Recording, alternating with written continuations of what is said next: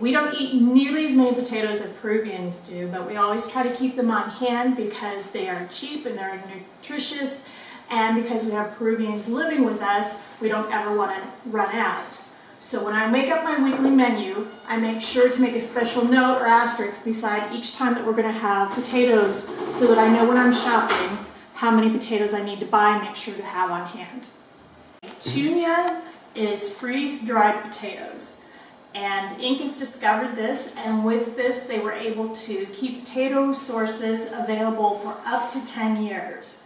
Trujillo is also used to reconstitute into a type of potato flavoring. It can also be used as a thickener, and it's also a resistant starch, so if you add it into your diet, it will help you with your appetite and weight loss.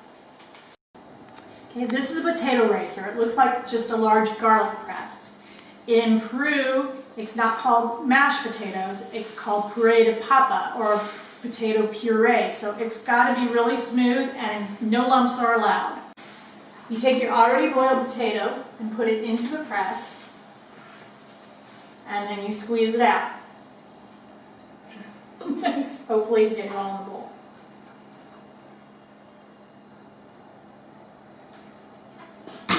Then you're ready to just add your hot milk and melted butter to your potatoes with your salt and pepper.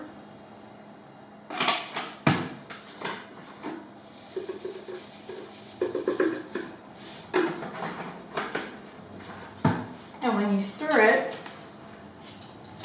it's going to become puree with very little movement. This gives you nice, fluffy, smooth potatoes, and it has the added benefit of it doesn't activate the starch in the potatoes, so they don't become gummy. Okay, so today I'm going to show you how to make a traditional Peruvian dish called Papa Rellenas. Literally, it's refilled potatoes, but we would probably be more likely to say stuffed potatoes. Every family has its own recipe and its own way of doing this. It's very much like stuffing on Thanksgiving. Everybody has a particular way that they like best. So I'm going to show you a couple of options. We have our mashed potatoes here, and then this is basically sloppy Joe meat. So it's ground hamburger, and we put in some onions and some pepper to cook with it, and then put in spaghetti sauce. More traditional fillings that would go in, we have blonde raisins or sultanas, we have olives, and hard-boiled eggs. So what you want to do is you want to take your potato, and you want a big handful of it,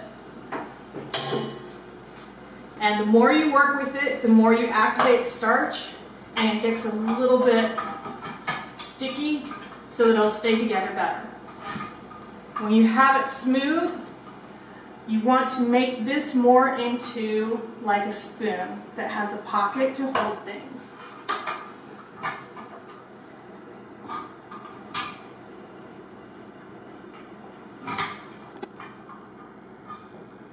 Then from that point, you're going to put in some meat, and we don't want to fill it too much because the star of the show is the potato.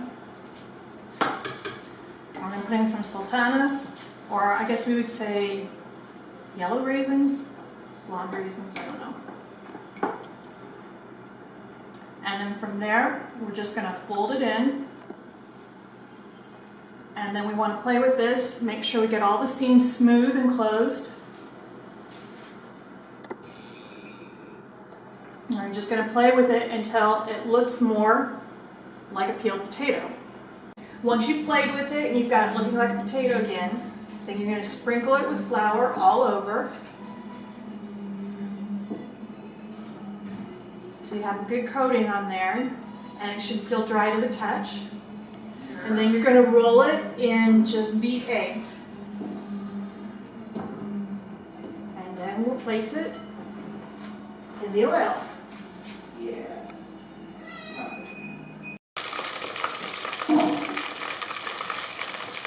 After it's turned a golden brown, you're going to want to take it out, and you're going to want to put it on paper towels to drain. After it cools, you can open up and enjoy your potato with its crispy outside. Now, you'll note that it's all done on top of the stove, which is very Peruvian. Peruvians might have an oven, but most of them don't. But even if they have it, they don't cook with it very often or bake with it very often.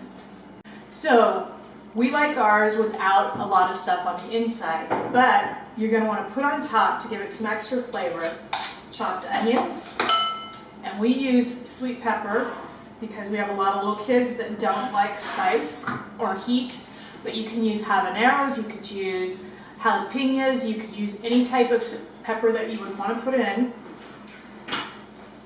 and lemon juice, a generous amount of lemon juice. You want to be able to see your onion floating in lemon juice, and then salt and pepper. And this is called, they would call it in Spanish, they would call it the enchilada, the salad that goes on top. And you mix that all together, and you're going to put that on top of your potatoes after you serve them. Okay, for a large family, I don't want to stand around frying all day, and we're kind of averse to deep fat frying. So I'm going to spread my mashed potatoes in a casserole dish, and then